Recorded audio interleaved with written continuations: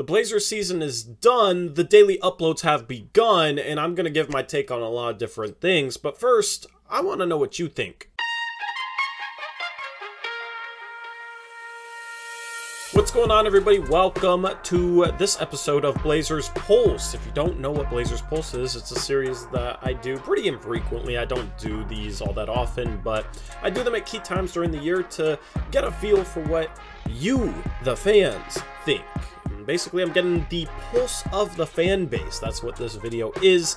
I asked you 7 poll questions in the community tab a couple of days ago, and we're going to look at some of the results to those polls as well as any comments that you left. Now, since I'm pre-recording this, there might be a couple comments that I missed that are left after I'm recording this right now, so don't think that I ignored you if your comment isn't in this video. I'm doing daily uploads, uploading at 12 p.m. Pacific time, 3 p.m. Eastern time, every day through at least July. That is the goal. I talked about that in my off-season content video. If you haven't watched that, definitely go watch it. I dropped it yesterday. And with that being said, let's look at some of these poll questions. In the first poll, I asked you how this season left you feeling about the Portland Trail Blazers' future, and I was surprised by how many of you were actually more excited for what's to come. Now, I agree with that. I'm excited for what's to come. The draft should be fun. We might have a solid free agent signing with the full mid-level exception. Trades are possible. We have trade exceptions.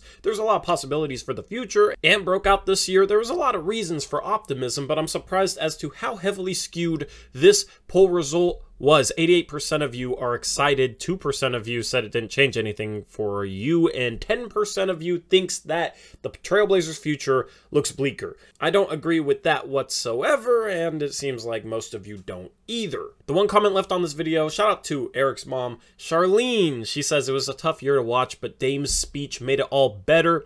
In case you missed it, Damian Lillard addressed the crowd before the final regular season game, and he said that this is not going to continue, that the Blazers are absolutely going to be back next year. In the second poll question, I asked if you were happy with the Blazers' decision to tank the last 2 months of the season, and I know this was a little bit of a hot topic on Twitter and in Blazer Facebook groups. Therefore, I didn't expect this to be as heavily skewed either. When I make these questions, I try and come up with questions that might have people evenly divided, but obviously I failed with the first 2 of them because 85% of you said that you were definitely happy with the Blazers' decision to tank the last 2 months of the season because they needed to lose by whatever means necessary.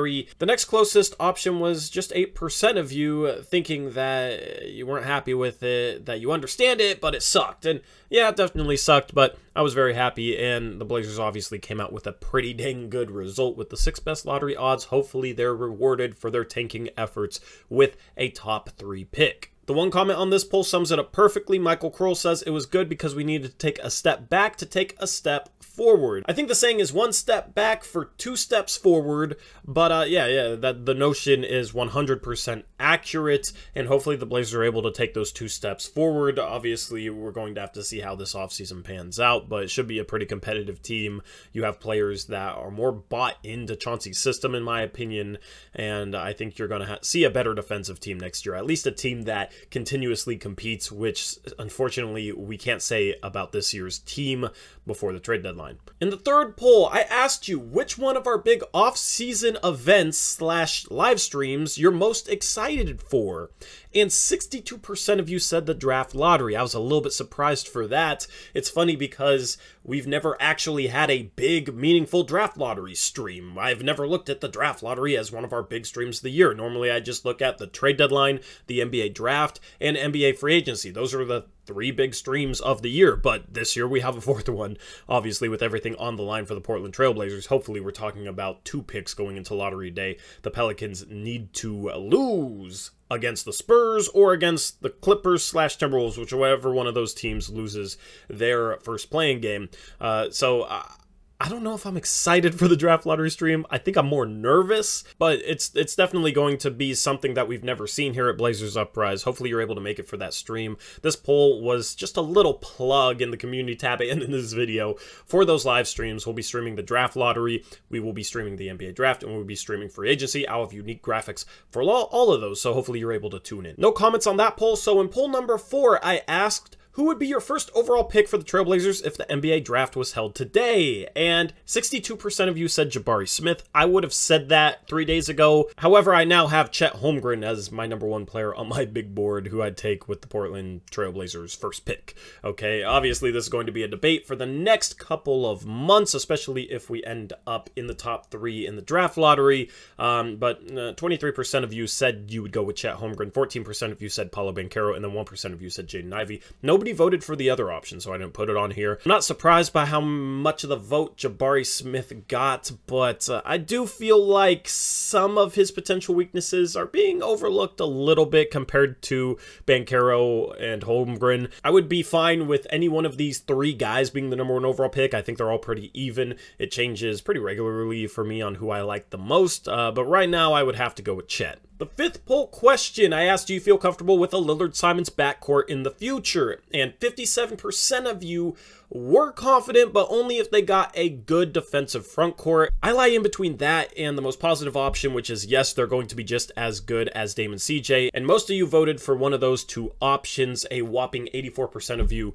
thinks that at least if they get a good defensive front court, that pairing will work. 9% of you said, meh, it's not ideal, but it'll be fun. So only 8% of you were negative or uncomfortable with the Lillard-Simons backcourt in the future. 4% of you voted that you weren't really comfortable, that you would rather start Hart and either trade Anthony Simons or bring him off the bench. Now, since he's a free agent, it would have to be a sign and trade. But then 4% of you said, no, it's destined to fail and will never work. So, you know, you got a couple pessimists out there, which I'm not surprised about at all. But 84% of you are feeling comfortable with a Lillard-Simons backcourt going into next season. There was 3 comments on this poll. The first one comes from a channel member for over a year, Near012, one of the most supportive people of our channel. And when you're a channel member, I highlight any comments that you have in mailbags or Trade Talk Tuesdays. That's why his is glowing a cool shade of gold. So shout out Near012. He says, Ant needs to become an above average defender. If he doesn't, it will be next to impossible to win at a high level. And I think if he's an average defender, and if Dame after his injury is just an average defender, I think it can work, because Dame and CJ were never average at the same time, but they did have a top 10 defense in, I believe it was 2018, and that was due in part to having a good defensive front court. You had Yusuf Nurkic, who that was probably the best defensive season he's had. He kind of got back to that late this year before he ended up sitting the rest of the season.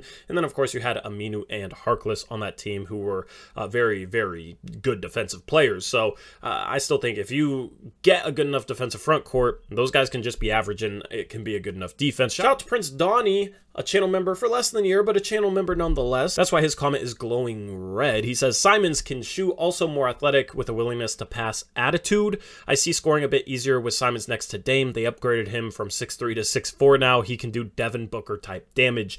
And I like Simons playing off the ball, lethal catch and shooter. I think he might be a little bit better playing off the ball than CJ McCollum. I think Simons should maybe cut a little bit more even. I'll talk more about Simons in his player preview. That'll be coming up in maybe a week and a half. I forget when I have that scheduled, but I've already recorded it. Shout out to Zay2KTV. He says, if the team doesn't defend well, it will be the same as Dame and CJ. To be honest, we need Mikal Bridges type wings, and I agree with that. I would love to have Mikal Bridges on this team, but you know, maybe if OG Anunoby becomes available, or somebody that can just play elite on-ball defense or close to elite, that would be nice. Josh Hart, I like him defensively, but you need multiple guys that can defend at the point of attack in order to be a truly good defense, and you know, I'm hopeful that we can acquire some of those guys. Second to last poll, the 6th poll question, I asked what should be the off-season approach, and some of the options were to just go for high-risk or high-reward moves, whether it's through the draft or trade, make safe and solid moves for role players, whether it's, you know, drafting a high-floor, low-ceiling type of prospect compared to a more risky boom-or-bust type prospect, or if it's trades. And I also asked if you just want to trade draft picks for veterans no matter what, or if you wanted to keep the picks no matter what with an eye on 2 to 3 years from now. And then I asked the nuclear option of trading Dame and blowing it all up. 51% of you said you want to go for high-risk, high-reward moves, whether it's through the draft or through trade or through free agency, and I absolutely agree. I've said this time and time again, and I don't know how many of you think along this way because I said it, or how many of you just, you know, agree with me and would think this anyways. But my whole point that I've been making for a while is this Blazer team has to raise its ceiling to contender status. The only way they can do that is by taking some risks, because in order to get high reward players with a high ceiling, normally they come with some risk. Otherwise, they wouldn't be as easily gettable or as easily draftable, say a Shaden Sharp at 5 or 6, which is certainly possible. I think he has the highest upside at that point in the draft outside of the top 4 players, which I had in the poll earlier. Taking a guy like that, yeah, he's not proven and he might completely bust out of the league, but in the best case scenario, I could see that dude being an all-star, maybe even a fringe level superstar. He has that type of upside in my opinion, so take the risk, because we need as much top-end talent as possible, and Joe Cronin in his exit interview said it's hard to get top-end talent in this league, so you got to take a risk for that. I absolutely agree with you. 21% of you said you would rather play the safe route, whether it's through trade or through the draft, and then 20% of you said you just want to keep the picks and build towards the future. I can respect that. 6% of you are out of your minds, and only 3 of you said that you would trade the draft picks for veterans no matter what, and I definitely don't agree with that sort of logic. The final poll question I asked you, are you more or less excited for this year's playoffs with the Trailblazers not participating? And 52% of you said you were less excited. It'll be sad because the Blazers aren't in it, and I definitely understand that. 33% of you are indifferent, and 16% of you said you're more excited because it will be stress-free. We don't have to worry about the Blazers struggling in the playoffs this year. That's kind of nice. That's a silver lining with how bad this season has gone. So it's pretty even between indifferent / excited and people that aren't excited. I'm probably indifferent. I don't think I'll have the time to watch much playoff action, but I'm a little bit more excited, not dealing with the Blazers and worrying about their path or what they're doing in games. I'll be able to enjoy the playoffs, and it's pretty wide open this year, so I could see a number of different teams winning it all, which is cool. There's finally parity in the league after 5 straight years of Warriors-Cavs. This is what I was asking for way back then, so I'm happy that it's seemingly wide open this season. There was one comment with this from Big Walt, says excited for them to end so we can see what the Blazers have next, and I agree with that too. But we see what we have next in the middle of the playoffs. May 17th draft lottery stream. That is basically the fate of our franchise. We're going to watch it play out very quickly in front of our eyes. This is going to be quite a stream, and we're going to see how things go. Anyway, that wraps up this episode of Blazers Pulse. Hopefully you enjoyed. Tomorrow we will start our player review series, so hopefully you're looking forward to that. As I said, daily uploads going live at noon p.m. Pacific time. So every day you will have a Blazers video to watch. With that being said, I'm out of here. I'll catch you in the next one. Until then, as always, peace out. Go Blazers.